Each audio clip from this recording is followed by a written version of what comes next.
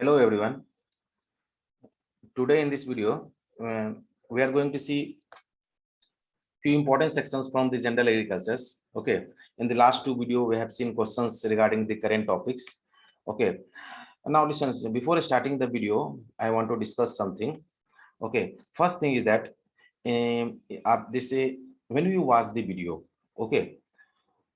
When you watch the video, I ask you to comment in the comment sections that regarding which topic you want questions in next video, so that we could know understand what is the problem of the student. Accordingly, we can make the video.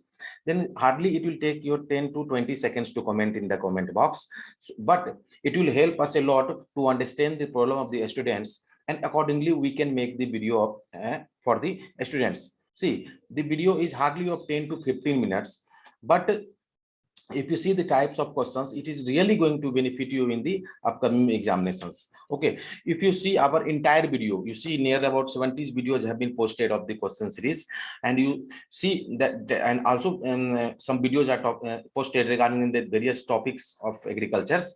You see once, and you see the recent examination of the NABARD, FCI and RRB SO. You see how many questions have came in the examination right from that videos. Okay, then if you by seeing the 10-minute video, you can, if you are getting at least 1 marks also, that is much more beneficial for you. Okay, then guys, try to watch the video till the end. Okay, hardly it is going to consume your 10 to 15 minutes, but it will help you a lot in the examination hall. Okay, second thing is that, guys, I have never told these things in the class in our video, but I am telling you today because now examination time is going on. Just now you'll have the examination of Bank of Maharashtra AFO, Haryana ADO, FSSAI examinations, IBPS AFO. There are various examinations which are going to be held in next 2 to 3 months. Okay, so guys, I want that these benefits of the video should be taken up by all the students. So after watching the video, guys, try to subscribe or share the like or share this video link, so that as many as students can watch this video and take the benefits of video. Okay, so guys, let's start our lecture from first questions. First question is, this is from the genetic section, so you can say that molecular basis of inheritance. Then synthesis of protein based on the code in RNA outside nucleus is translation, replication, biosynthesis, processing, or transcription. First, you know what do you mean by DNA, RNA? These are the nucleic acids. Okay, and these are the nucleic acids, and nucleosides are composed of the, that there is a presence of nitrogenous base, there is a presence of sugar, there is a presence of phosphate group. Okay, when you talk about the DNA, then what is the name of sugar present in the DNA? Deoxyribose. Okay, one phosphate group, and the 4 types of nitrogenous base: adenine, thymine, guanine, and cytosine. Okay, now see what happens. This question is asked that when there is a synthesis of protein from the RNA, then what that term is known as. Okay, see what happens if you see first DNA, then RNA, then protein. Okay, see, if DNA is formed from the DNA, okay, then that term will be known as replication. Okay, if RNA is formed from the DNA, then that will be known as transcription. Okay, and if on RNA protein is formed, that will be known as translation. What? Translation. Okay, there are various complex mechanisms that is involved in the formation of protein. The protein is are the monomers of the amino acids, and for amino acids there is genetic code which codes for various amino acids. Generally, okay, there are 20 amino acids essential for the synthesis of the protein. Okay, and you must have heard regarding the genetic code, and this genetic code is very helpful in the bringing of the amino acids for the process of the translations. Okay, then the synthesis of protein, that will be known as the translation. Next question is regarding from silkworm. Okay, Erie silkworm is reared on mulberry, Okay, Acacia, Terminalia, oak, castor. Okay, first you must know about regarding the Eri silkworm. This is multi-bovine silk. Eri silkworm is multi-bovine silk, and if you see about the Eri silkworm, then its scientific name is Philosemia ricini. Okay, and its origin is in our country, that is India. And if you see the plant where they feed, which is the source of plant from where they obtain food, that is castor. What is castor? Okay, that Miss castor means Ricinus communis. Okay, then now just I told you that this Eri silkworm, regarding the Eri silkworm, just I told you that it is multi-bovine. Okay, see, first you know what do you mean by volatinism. Okay, this is one, you can say that many insects have ability or insect group have ability to produce this from one to several generations in a year, that is volatinism. Now the species which are producing one generation in a year, that is univoltine. Bivoltine matlab two generations they are producing in a year, that is bivoltine, and which are producing several generations, that is multi-voltine. Okay, the answer is castor. Now next question is, for promoting organic agriculture in India, Government of India launched the national program for organic production in the country. Okay, so from these sections also questions have been asked in the examination regarding organic farming, and that which state has been completely declared as the organic states recently in the NABARD examinations. But before that, we are going to see about this.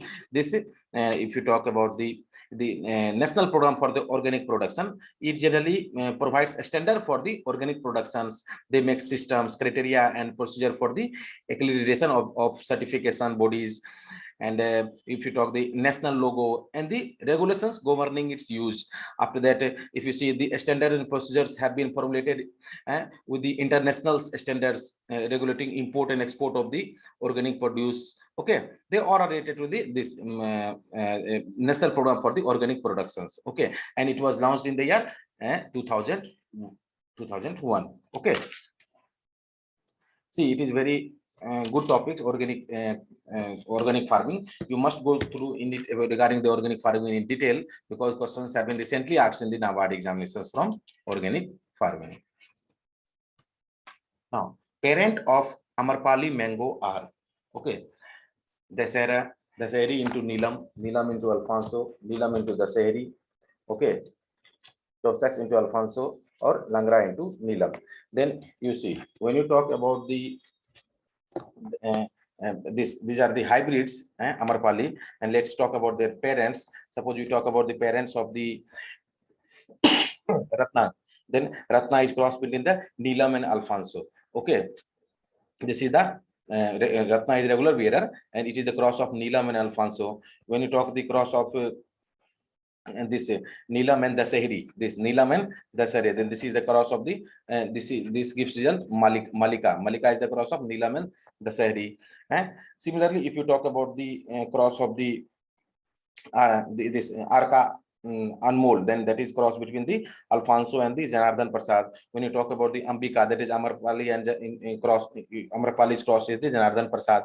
Okay, when you talk about the this Amarpali, this is the Amarpali. Then Amarpali is the cross between Dasahri into Neelam. Okay, the right answer is Dasahri into Neelam. Okay.